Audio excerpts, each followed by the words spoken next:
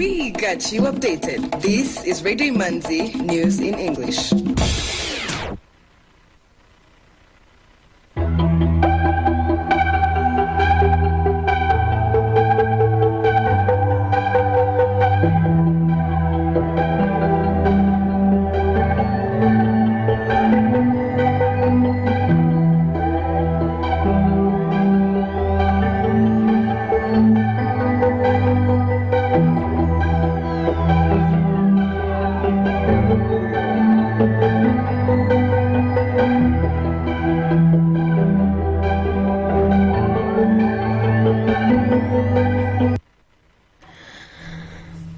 This is Radio Imanzi, broadcasting from Kigali. Here is the news in English, brought to you by Fiona Umuganwa.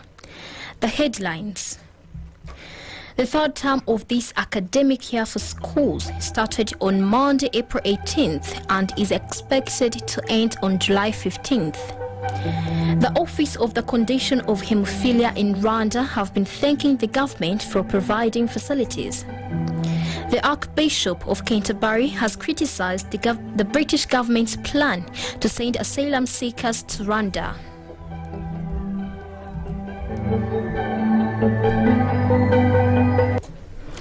Now the news in detail. The third term of this academic year for primary, secondary and TVET schools started on Monday, April 18th and is expected to end on July 15th. According to the National Examination and School Inspection Authority, NESA, in order to respect COVID-19 guidelines as well as facilitate the students, those who live or pass through Kigali are taking the buses provided for them from the Kigali Stadium in Nyamirambo.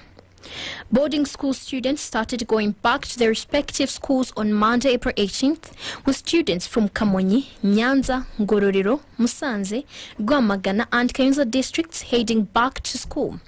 On Tuesday, April 19th, students whose schools are located in the districts of Nyamagabe, Ruhango, Burera, Rubavu, Nyabihu, Gatsibo and Nyagatare will go back to school. On Wednesday, students who study in Huye, Muhanga, Rulindo, Gakenke, Karongi, Rutsiro and Bugesera will head to their schools. And on Thursday, students who study in the city of Kigali, Nyaruguru, Gisagara, Gicumbi, Nyamasheke, Rusizi, Ngoma and Kirehe district will go to school as well.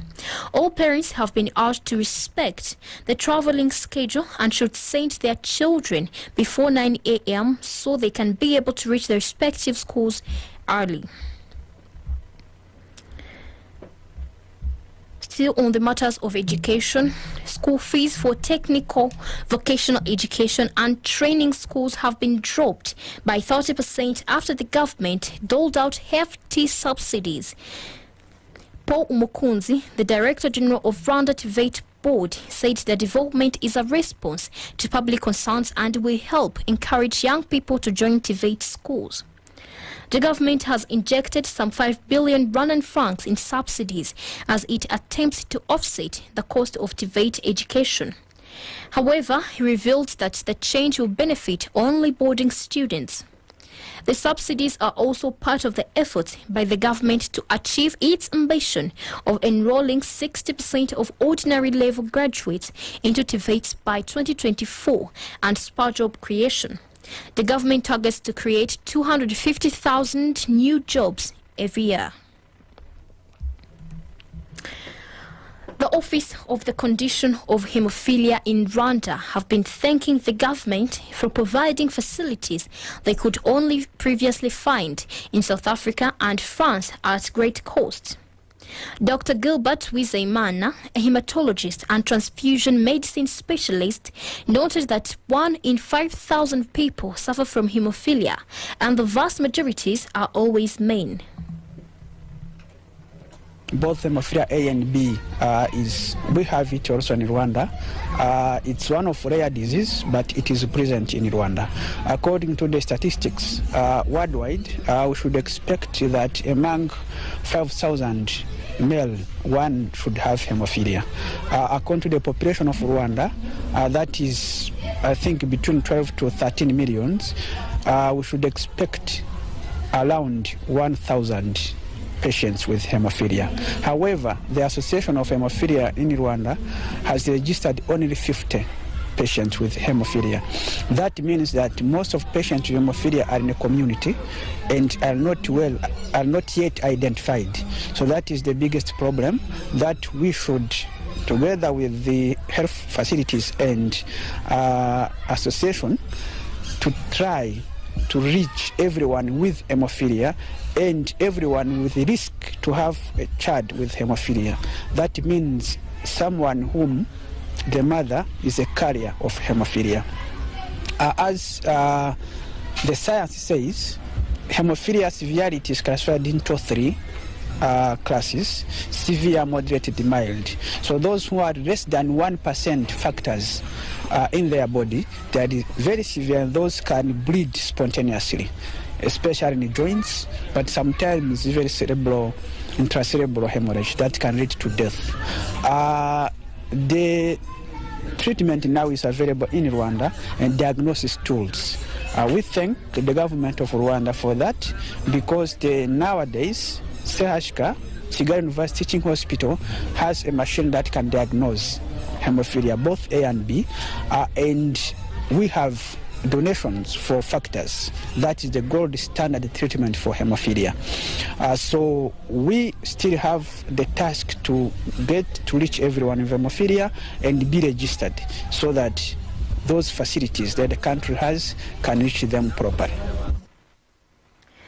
Sylvester Murinda-Byuma, the president of the Rwanda Fraternity Against Hemophilia, says since 2020, hemophilia patients have been able to access services in Rwanda they would previously have to go abroad to get. Before 2020, we were in difficulty of getting medicines and getting good ways of diagnosis. We were in obligation to send the test in South Africa or in France. But after we have been accepted by the RGB, we have got an opportunity to receive donations of an automated coagulation factor machine for diagnosis at CHUK. And then we've got also an opportunity of a World Federation of Hemophilia to get medicines known as factor 9, factor 8, and any other kind of factors which are not very common in Rwanda. And then those factors are donations, as also the machine is a donation. For the diagnosis, the patient has only to pay the moderator ticket on the side on basis of mutuelle de santé.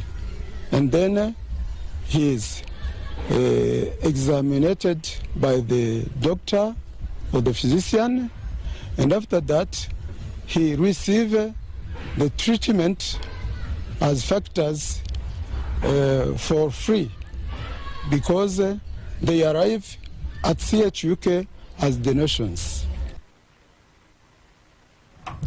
Every year, April 17th is observed as World Hemophilia Day. It is an international awareness day for hemophilia and other bleeding disorders. The Rwanda National Police has started the rotation of its formed Police Unit 1 serving under the United Nations mission in South Sudan. On Sunday, April 17th, a cohort of 80 officers who are part of the unit contingent of 240 officers left Kigali International Airport for the one-year tour of duty. The batch has the majority responsibility to ensure the security of South Sudanese who fled the violent conflicts and are currently in the protection of civilian camp in Malaka. Other duties include patrols, escort duties, as well as supporting the UN police capacity development in South Sudan. Prior to the deployment, the officers were on Saturday, April 16th, briefed by the Inspector General of Police, Danny Munyuza, who urged them to be defined by teamwork, respect, discipline, and professionalism. Another batch of 80 officers also returned home later in the evening after successfully completing their tour of duty. RNP spokesperson, Commissioner of Police, John Bosco Kabera, who presided over the rotation on behalf of the RNP leadership, thanked the officers who returned home for their resilience, professionalism, and being good ambassadors.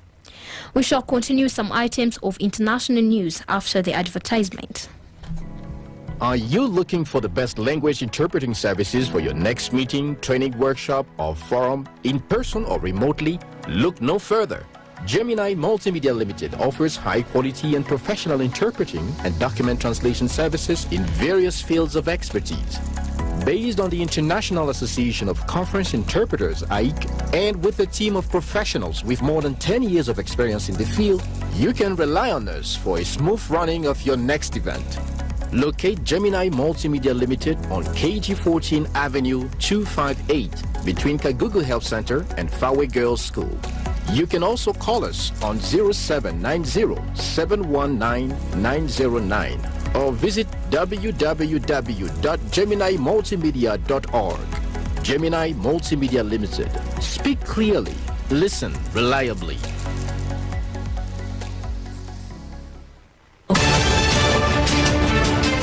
Some items of international news on Radio Imanzi.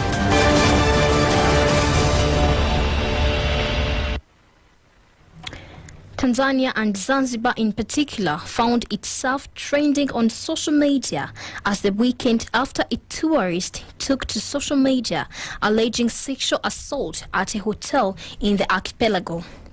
Zainab Oladehinde, a Nigerian, said she was sexually assaulted at Walele Beach Hotel in April last year. The allegations were made with mixed views from Tanzanians and beyond, and pushed the said hotel to poor ratings on Google just a few hours after Miss Oladehinde shared her horrible experience. She said she was almost raped by a stranger and she did not get justice when she made the effort to report it to a police. Human rights activists say Sulima Ishak's work against sexual violence implicates the government she works for.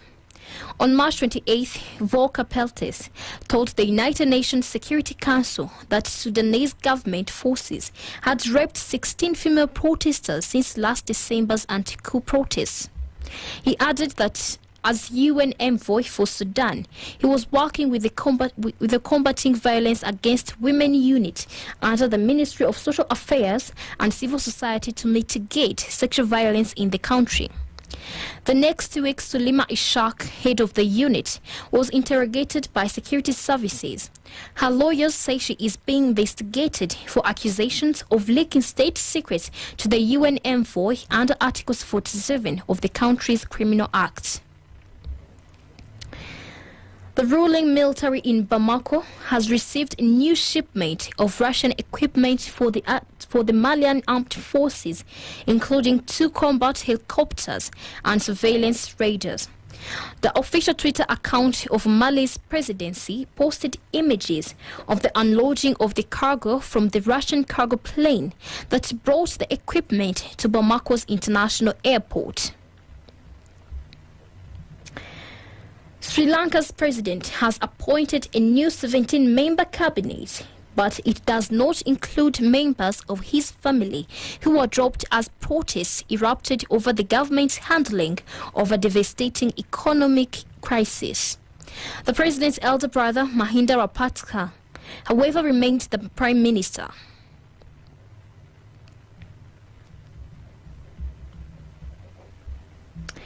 The Archbishop of Canterbury, the Church of England's highest cleric, has criticised the British government's plan to send asylum seekers to Rwanda to process their claims for refuge.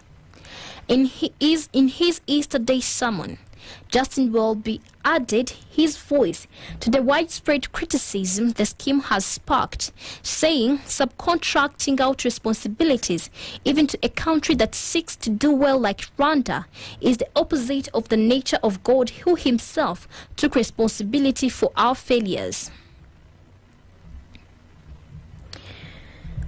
2 teenagers have been fatally shot and at least 9 people wounded in a mass shooting at a party in Pittsburgh, Pennsylvania, the latest attack in a string of high-profile gun violence incidents in the United States.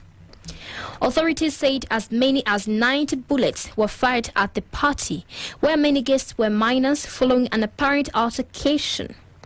Shelling casings indicated that handguns and 1 rifle were used in the shooting, which possibly involved crossfire.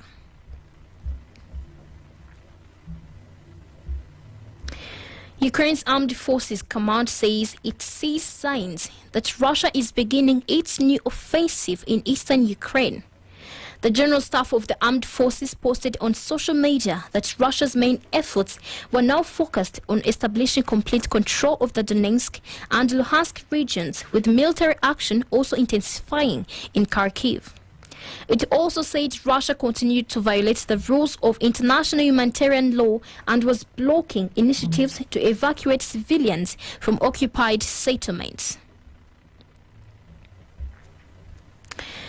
French prosecutors have said they are examining a report by the European Union's anti-fraud agency that accuses far-right presidential candidate Marine Le Pen and members of her party of misappropriating European Parliament funds.